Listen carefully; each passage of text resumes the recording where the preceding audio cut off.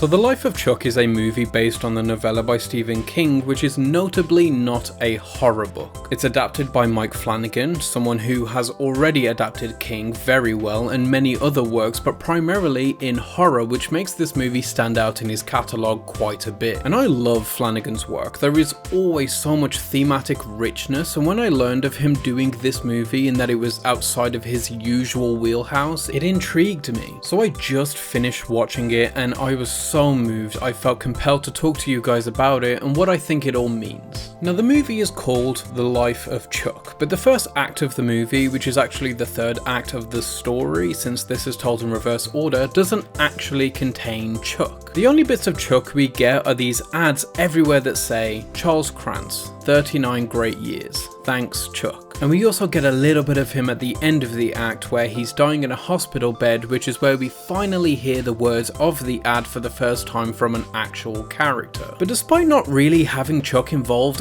at all, this entire act is integral to understanding Chuck's life. For now though, we follow a couple of characters talking about the end of the world as we know it. Things are collapsing quicker than they could have ever prepared for across the globe. There's a lot of talks about people coming together, exes rekindling in the final days, which ends up being the case for Marty, a school teacher that we mainly follow in this act. He rekindles his love with his ex-wife Felicia and they spend the last day together as planets and stars start to blip out of the sky. Not exploding, no big spectacle, just disappearing. But what's interesting about this third or first act, however you want to slice it, is that it's a doomsday story. It's a haunting short film about the end days and how people connect during those times, how people deal with it and process it in unique ways. But once we move into Act 2, which is Act 2 of the story and the movie, it's a weirdly traditional and normal act of a film. What's even weirder is that we discovered that this act takes place just 9 months before the final act, which we learn from the narration that is littered throughout the movie by Nick Offerman. Now, there's something to the idea that Nick Offerman is merely just Chuck's internal monologue, since everything we come to learn of the people introduced in the second act are things Chuck will learn directly from them and mostly the only things we will ever learn about them, hence why we as an audience don't know more either. In essence, the narrator doesn't know anything that Chuck doesn't know, and vice versa, Chuck doesn't know anything the narrator doesn't know. But Act 2 is where we first meet Chuck as a functioning human, an actual force in life rather than an image on a billboard or a poster or a TV. He's just here interacting with this world. We find he's an accountant, but it's merely a footnote of who he is, because who he is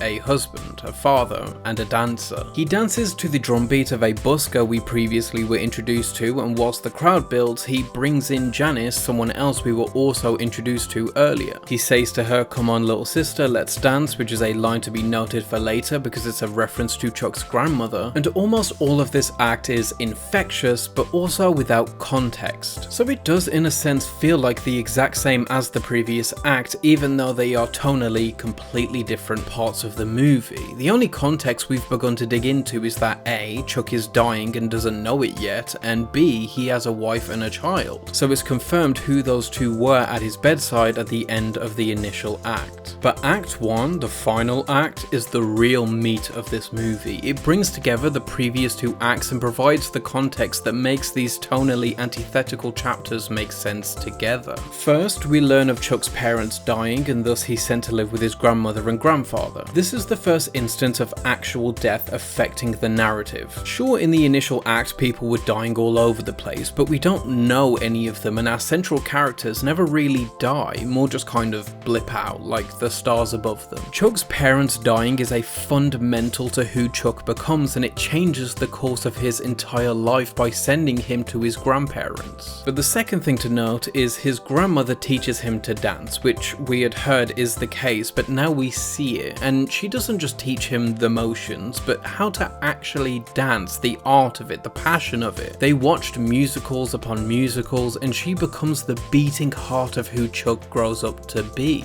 He enrolls in a dance class, and he inhabits her particular mannerisms when dancing in Act 2. She's the force that moves his feet and the voice that fills his soul.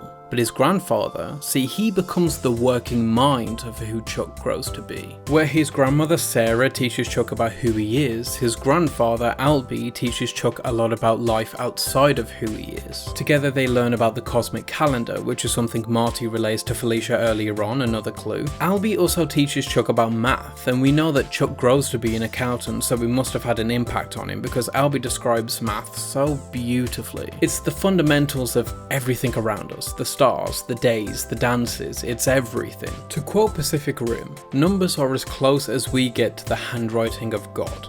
In essence, many of us think math is boring, but it is also the language in which we can understand all of life's beauties and people. Albie is an accountant and he sees his job as staring into people's lives, every decision they've ever made, and his art is using that math to make their lives better. The other half of this act is spent at school, where Chuck practices dance and he learns his passion for it when it also involves other people. But maybe more importantly, we see one particular interaction a young Chuck has with an English teacher, Miss Richards. She's reading Walt Whitman's Song of Myself, and one particular part captures Chuck, the line, "I am large, I contain multitudes," and when prompted to explain it, Miss Richards holds her hands to either side of his head and asks him what's between them. This goes on and she explains to him that everyone Chuck knows, everyone he will know, everyone he's seen but doesn't, everything he's seen, will see, will know, all of it is contained in between those hands. We build universes and fill them with people, cities, countries, continents, stars, planets and galaxies. Everything we know we put into our own universe between our ears and behind our eyes. And she's right, we all contain multitudes, we're all large, we all contain universes that have been built from our specific lived experiences. And at one point Chuck asks her what happens to that universe when we die,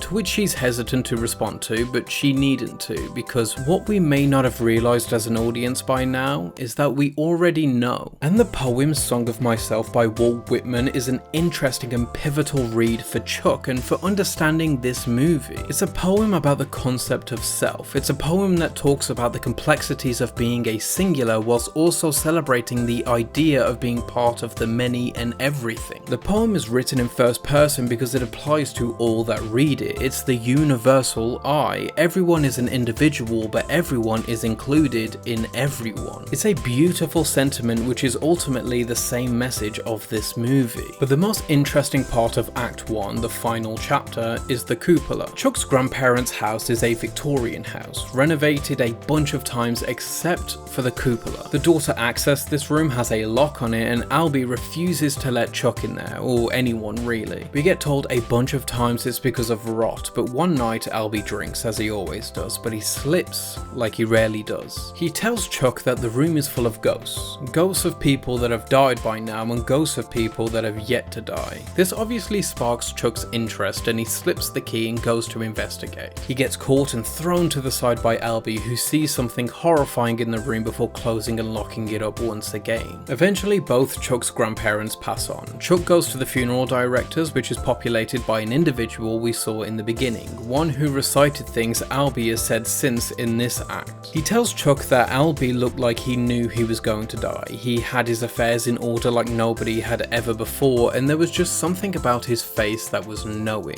Chuck inherits the house and once more he goes to the apparent haunted cupola. When he opens it, he finds himself in there, older but unsure of how old, and on his deathbed. He hears the beep of his monitor, which has been a motif throughout the movie, and then it suddenly beeps one last time and he disappears. Now with the knowledge of his death, Chuck decides in one moment, one vital moment, that he's going to live. He takes every lesson from his dance teacher, his English teacher, his grandmother, his grandfather, and every other person he finds along the way and decides to build his universe, inhabit it with people, stars and planets, and live. He decides to forget about his death because it brings no joy, no reason, no knowledge. Despite faced with the idea that he's going to die relatively young, he decides to live.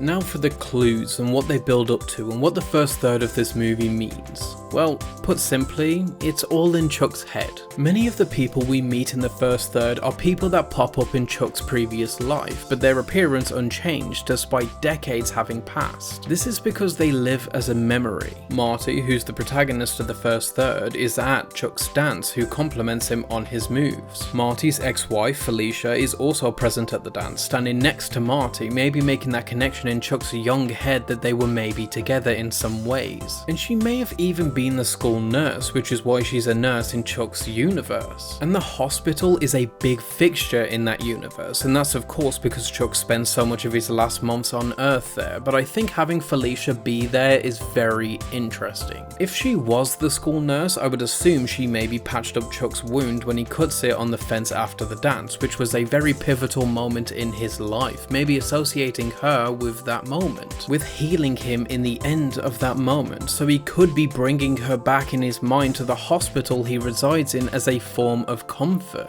Sam is present in Chuck's universe too, but to me he feels noticeably older in the beginning than when we see him in the end, and I think that's a way the movie tells us that he's been updated in memory, since we can assume Chuck, like Albie, has seen him recently to put his affairs in order. It's a small detail but worth noting. Everyone repeats lines we hear Albie say or Sarah say, ideas repeat, things that have stayed present in Chuck's mind since his childhood all the way to his final days. And that's because much of Chuck's life isn't so much about himself, but about others, their stories, and how we impact them and they impact us. As much as we build our own universes, everyone else is building theirs, and all you can do is be part of it. And if you're going to be part of someone else's universe, why not try to be a meaningful addition, a thing of beauty and power? Another cool detail is that the cupola is still locked when Marty inhabits the home, signifying that Chuck locked it back up even in his own mind and never opened it again. That room is a roadblock to him living his life, and leaving it closed will afford him the luxury to live in spite of his death.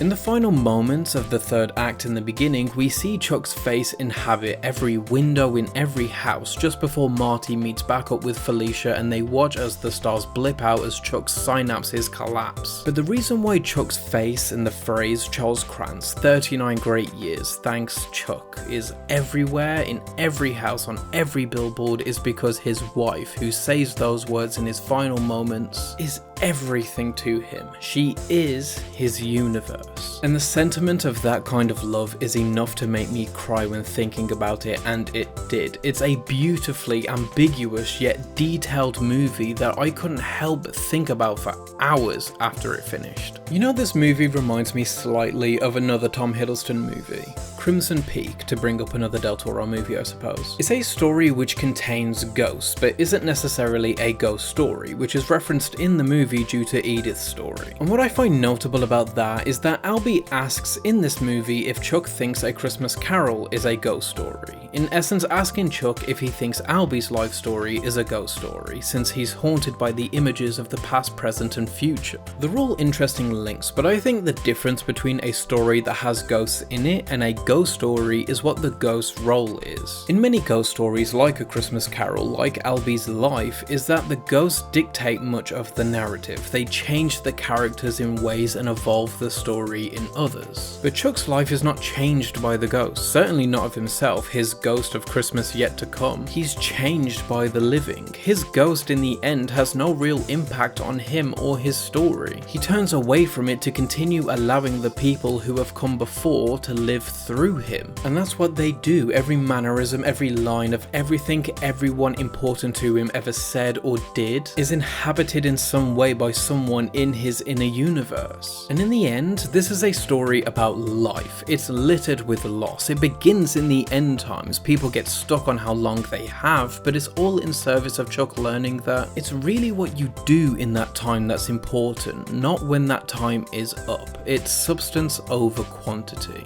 But that's just me. What do you think? Have you seen The Life of Chuck? If so, let me know what you think about it. If not, will you? And whether it's one about learning to live despite death or not. As always, keep watching movies.